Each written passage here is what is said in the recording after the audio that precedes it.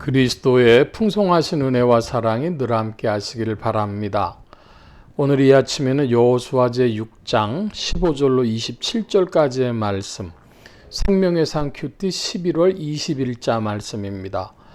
여호수아 6장 15절입니다. 일곱째 날 새벽에 그들이 일찍이 일어나서 전과 같은 방식으로 그 성을 7번 도니 그 성을 7번 돌기는 그날뿐이었더라. 7번째 제사장들이 나팔을 불 때 여호수아가 백성에게 이르되 외치라. 여호와께서 너희에게 이 성을 주셨느니라. 이 성과 가운데 있는 모든 것은 여호와께 온전히 바치되 기생 라합과 그 집에 동거하는 자는 모두 살려주라. 이는 우리가 보낸 사자들을 그가 숨겨주었음이니라. 너희는 온전히 바치고 그 바친 것 중에서 어떤 것이든지 취하여 너희가 이스라엘 진영으로 바치는 것이 되게 하여 고통을 당하게 되지 아니하도록 오직 너희는 그 바친 물건에 손대지 말라. 은금과 동철 기구들은 다 여호와께 구별될 것이니 그것을 여호와의 곳간에 드릴지니라 하니라. 이에 백성은 외치고 제사장들은 나팔을 불매 백성이 나팔 소리를 들을 때 크게 소리질러 외치니 성벽이 무너져 내린지라. 백성이 각기 앞으로 나아가 그 성에 들어가서 그 성을 점령하고 그 안에 있는 모든 것을 온전히 바치되 남녀노소와 소와 양과 나귀를 칼날로 멸하니라.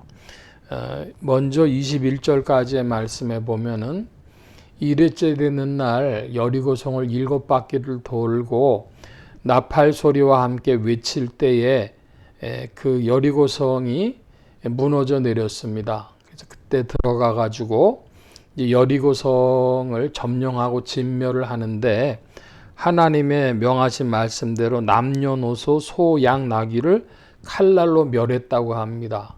그러니까 그곳 사람들을 이제 초토화시키는 것이죠. 그 상황을. 오늘날 이제 우리의 입장에서 이스라엘 사람들이 뭐 가자 지구에서 전쟁을 하고 이럴 때 보면서 야, 저 사람들 이스라엘 사람들이 비인도적이다, 지나치다, 그렇게 생각을 할 수밖에 없습니다. 그런데 이제 문제는 이스라엘 사람들의 그런 방식은 어디서 왔냐? 그럼 바로 이런 구약적인 개념이 그 사람들이 학습이 되어 있는 사람들이기 때문에 하나님의 명령을 수행하기 위해서는 초토화시켜야 된다. 그런 개념이 좀 있는 것이죠. 계속해서 좀 말씀 봅니다. 22절 여호수아가 그 땅을 정탐한 두 사람에게 이르되 그 기생의 집에 들어가서 너희가 그 여인에게 맹세한 대로 그와 그에게 속한 모든 것을 이끌어내라 하매 정탐한 젊은이들이 들어가서 라합과 그의 부모와 그의 형제와 그에게 속한 모든 것을 이끌어내고 또 그의 친족도 다 이끌어내어 그들을 이스라엘 진영 밖에 두고 무리가 그 성과 가운데 있는 모든 것을 불로 사르고 은금과 동철기구는 여호와의 집 곳간에 두었더라. 여호수아가 기생 라합과 그의 아버지의 가족과 그에게 속한 모든 것을 살렸으므로 그가 오늘까지 이스라엘 중에 거주하였으니 이는 여호수아가 여리고를 정탐하려고 보낸 사자들을 숨겼음이었더라. 여호수아가 그때에 맹세하여 이르되 누구든지 일어나서 이 여리고성을 건축하는 자는 여호와 앞에서 저주를 받을 것이라. 그 성 기초를 쌓을 때 그의 맏아들을 잃을 것이요 그 문을 세울 때 그의 막내 아들을 이르리라 하였더라. 여호와께서 여호수아와 함께 계시니 여호수아의 소문이 그 온 땅에 퍼지니라. 먼저 여리고성 자체에 대한 이야기를 좀 더 말씀드리면 26절 이하의 말씀에 보면은 그 기초를 쌓을 때 그의 막내 아들을 잃을 것이요 그 문을 세울 때 그의 막내 아들을 잃으리라, 이런 말씀이 나옵니다. 이게 뭐냐 하면 여리고성 무너져서 다시 여리고성을 세우는 것을 허락지 않는다는 의미죠. 그래서 다시 그 성을 세우면은 맏아들을 잃고 그 문을 세워서 이제 그 건축을 완료한다면 그 막내 아들을 잃을 것이다 라고 이야기를 합니다. 이 말씀은 이루어진 것으로 봅니다.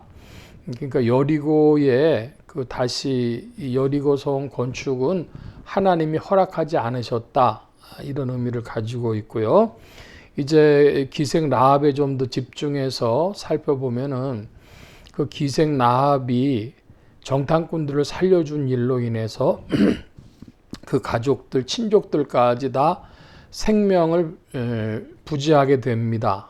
그래서 한 사람으로 말미암아 그 가족 권속들이 구원받는 이것을 보고 오늘날도 전도도 마찬가지고 한 사람으로 인해서 그 친족 권속들이 구원받는 그런 문이 열리는 것을 볼 때에 하나님의 그 믿음에 속한 그 비밀, 한 사람의 믿음으로 가족 권속들에게 구원의 문이 열리는 이것을 우리가 다시 좀 기억하게 됩니다.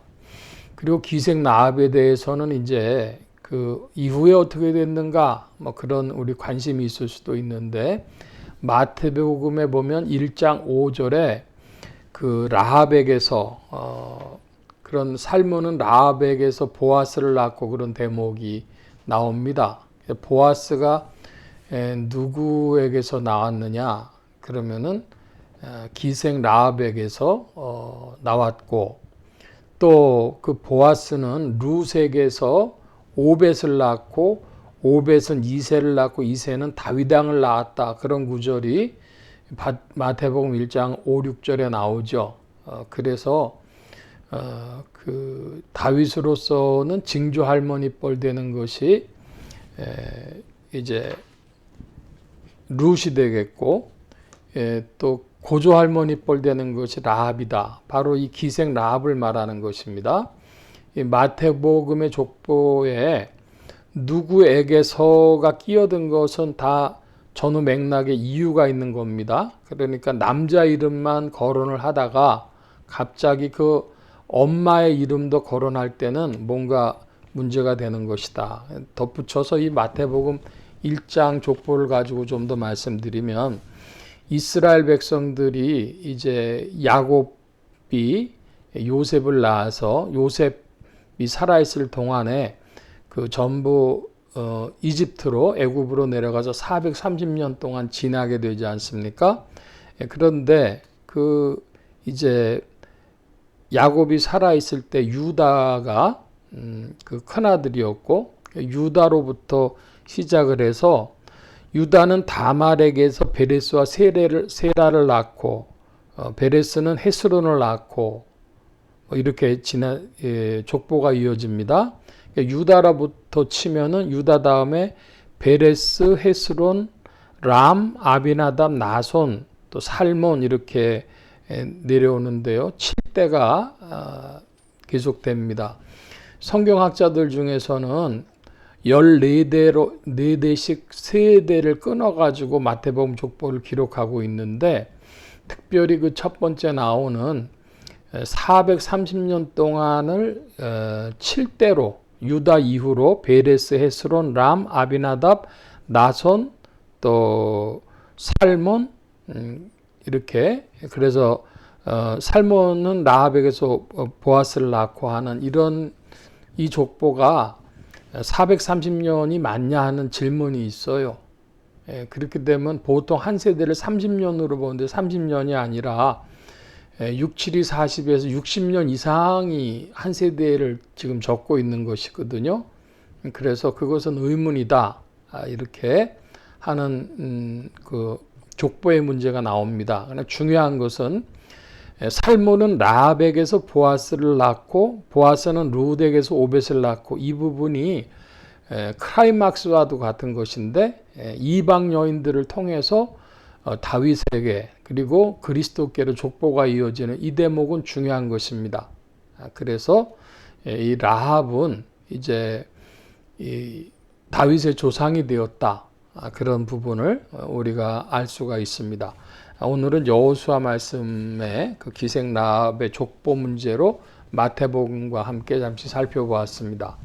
오늘 말씀 여기까지 봅니다. 기도합니다.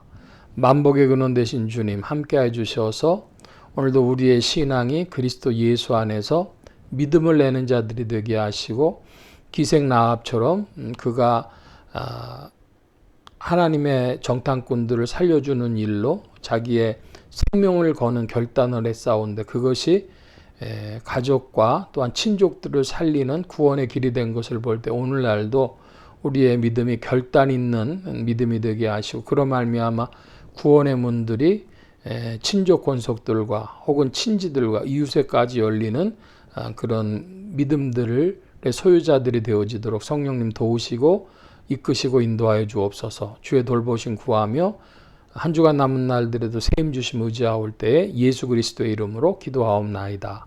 아멘.